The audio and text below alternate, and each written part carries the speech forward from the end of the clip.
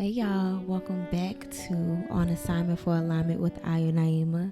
If you are new here, I am Ayo Naima, and I just want to say I apologize for missing an entire week of the podcast. One, I was just on a natural high from my fast, and two, I really just needed to get my mental together. But it feels so good to be back, like just to be in front of the camera, behind the microphone, and just talk about, what's been going on in my life, what type of transformations, epiphanies, and revelations I've been having over these last couple of weeks, especially with me doing a spiritual fast. I did the 10-day Daniel fast in the Bible. I remixed it a little bit, but we're going to get into that.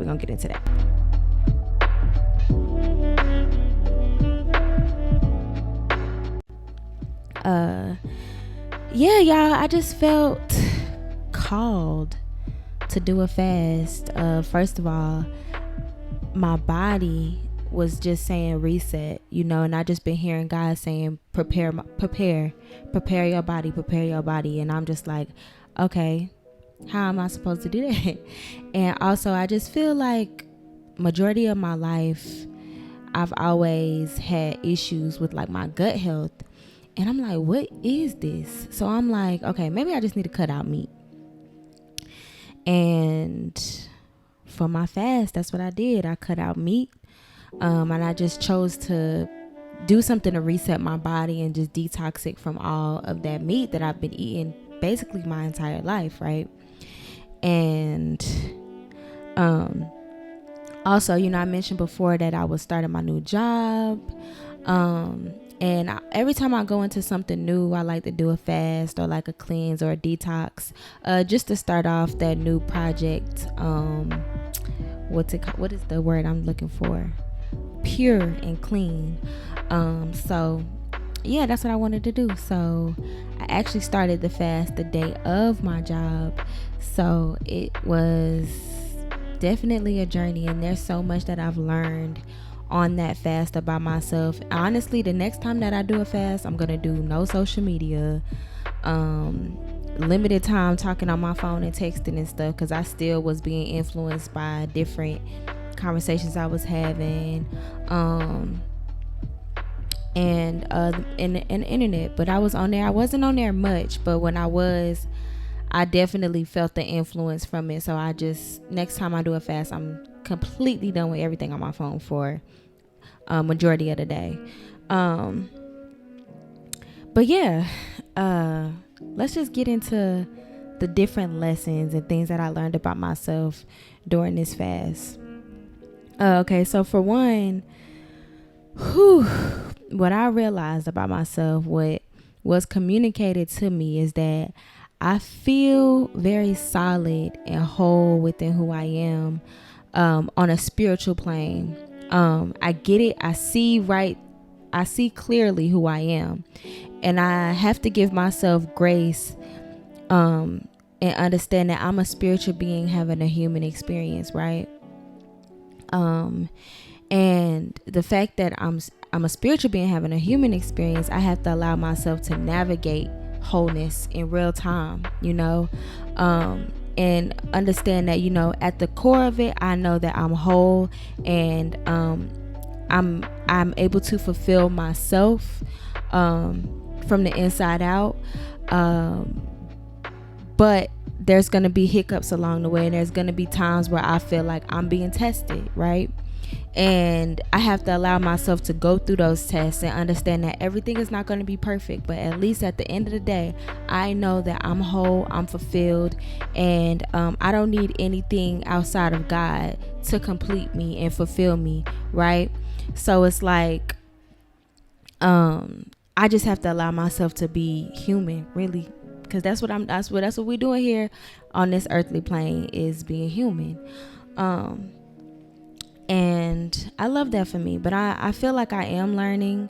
I'm allowing myself to navigate that, and I'm a human being, so it's gonna be times where those wounds that have been healed, quote unquote, because how I see healing is that the wounds don't ever go away. We just learn how to cope with them better as we get older. And I love that. I think that's a beautiful thing, because I feel like our wounds are kind of shape who we are. And we can either allow them to shape us for the worst or shape us for the best, and become better human beings, right? And yeah, and I think that's okay. That's all right with me. They gonna come out, them wounds, they gonna peek out, and they gonna make you want to be the worst of yourself, but you gotta pull yourself back in and say, I got this. I healed from this. I'm a better person because of this. This has helped me shape into a better version of myself, right? Instead of allowing it to shape me and be a toxic ass individual. No.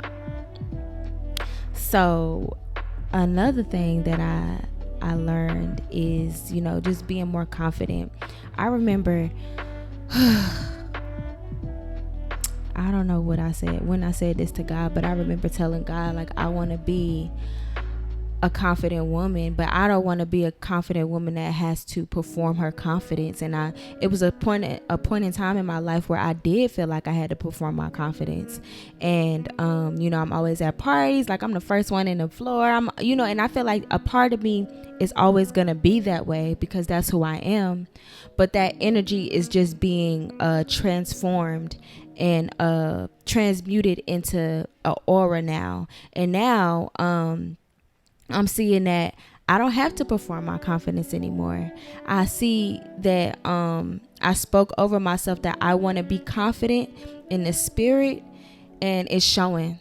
I don't have to say too much. I don't have to do too much. All I have to do is just sit and be me and be still and know that my character is going to speak for itself first and foremost, and that the things that I pour into the world are going to speak for me as well.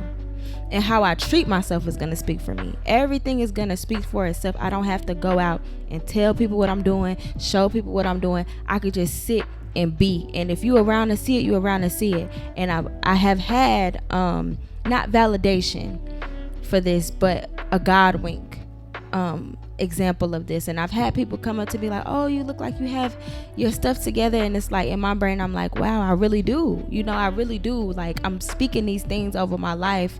I spoke true confidence over my life, and I'm here now. And it's like, it's an aura. It's not something that I have to perform anymore. And I'm so grateful for that, because honestly, performing confidence is mad exhausting. I don't want to do that no more. And I feel like a part of me is always going to be like a life of the party type of girl, but in a different way now, so yeah, I'm super grateful for that. And I can't wait to see how that energy transforms, because it's already beautiful in itself right now, right? And let's talk about this. So during my fast, I feel like my vision renewed, and I've always had a huge vision for myself. And it's so funny because I was looking back in my phone and I found one of my old YouTube clips from when I had a YouTube channel back in 2019. Yeah. And I found myself saying, most important thing to me is pouring into the world. And it's still that. But back then, it was coming from a place of I needed validation and I needed to be accepted by other people. And now it's not that anymore. Now my vision has been renewed. I've always had big, humongous dreams for myself, dreams that have scared the average person, right? Dreams that have scared me at some point in my life, honestly, even before this fast. And I've always had dreams of just giving back and being this mega humanitarian, but now I'm in a space where I'm realizing that God has me in this space of humanitarianism, of me sharing my testimony, my revelation, plural revelations, and just showing my life and showing people what it's like to live a life that is in agreement with God, and a life that is in agreement with who God sees me as, and a life that is in agreement with the fact that God sees me as worthy to live out my dreams and to be the to be my best self. And I'm able to show that. And that's the level of humanitarianism that I'm in right now. And I'm giving back that energy. And I have to be able to handle this era of humanitarianism with grace and joy and selflessness before God can expand me and enlarge my territory and increase my domain around the world. And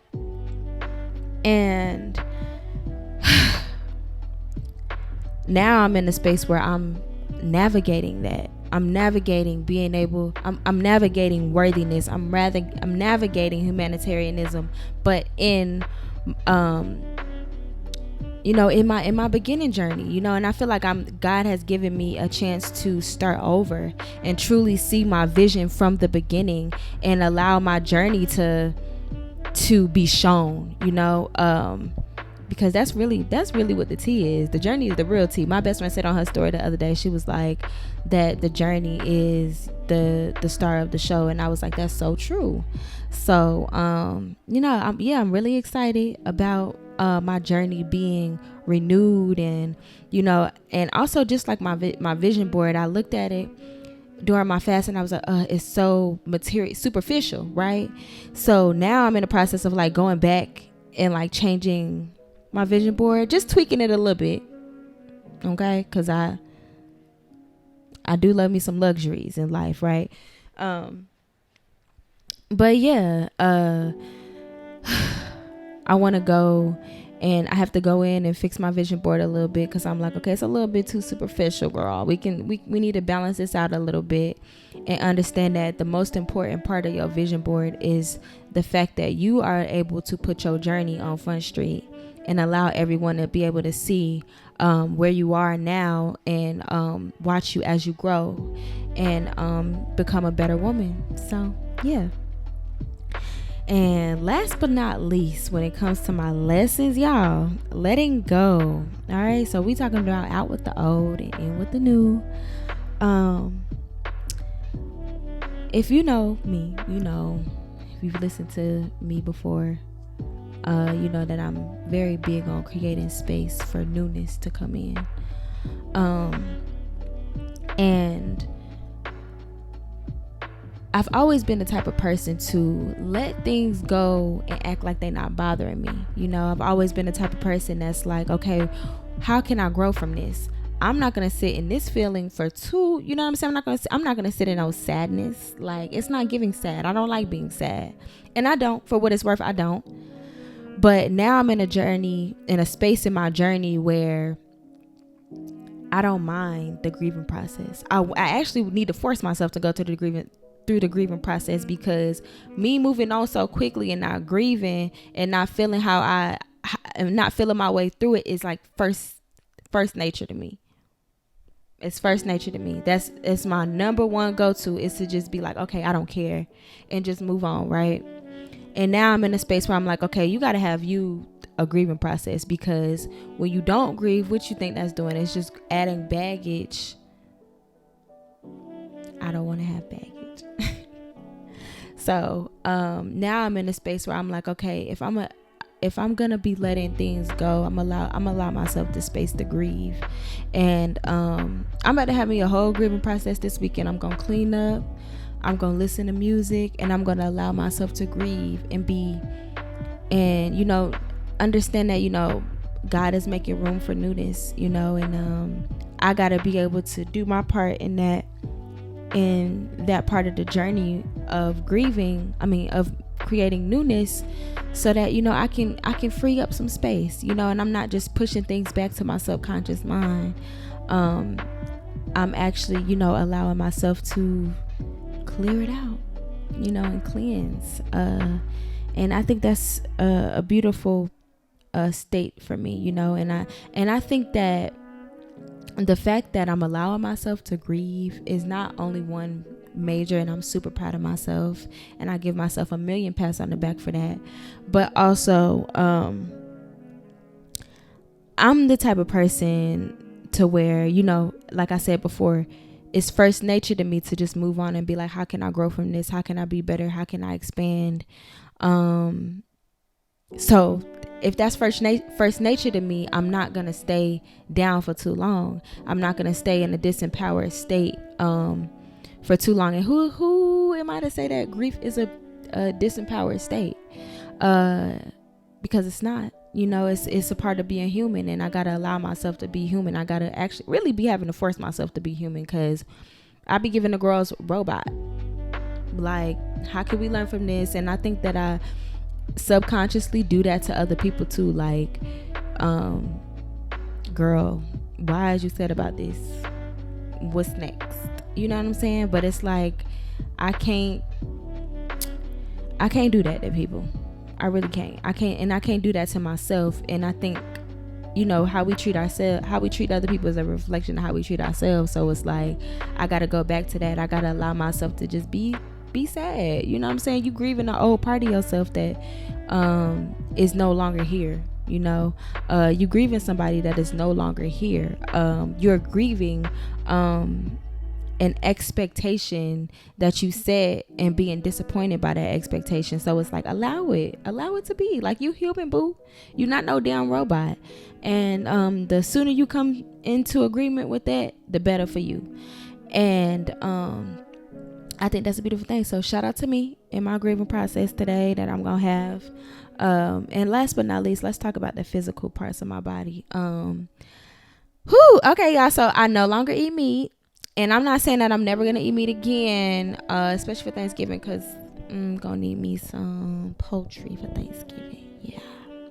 But on my day-to-day, when I meal prep on Sundays, I like to have veggies as my base for every meal that I make. I just make meals. I just make regular meals like spaghetti and tacos and stuff, but I just replace it with meat with vegetables instead of meat. And my gut feels 100 times better. I thought I was gonna lose a ton of weight, but I haven't been losing a lot of weight, and that makes me really happy because I didn't want to. But also my gut health feels 20 times better. And in the morning I make my I make a parfait and a smoothie, and I have that. And then in the afternoon I have something really light, and then before bed I'll have something a little heavier, like medium heavy. And I just rock out, but it's so crazy because it doesn't matter now when I eat. Like when I eat heavier, medium heavy meals, whatever somebody would consider like a heavier meal, it doesn't make my gut feel super sluggish. It don't make me feel super sluggish as a human being. So that means that something is working, right?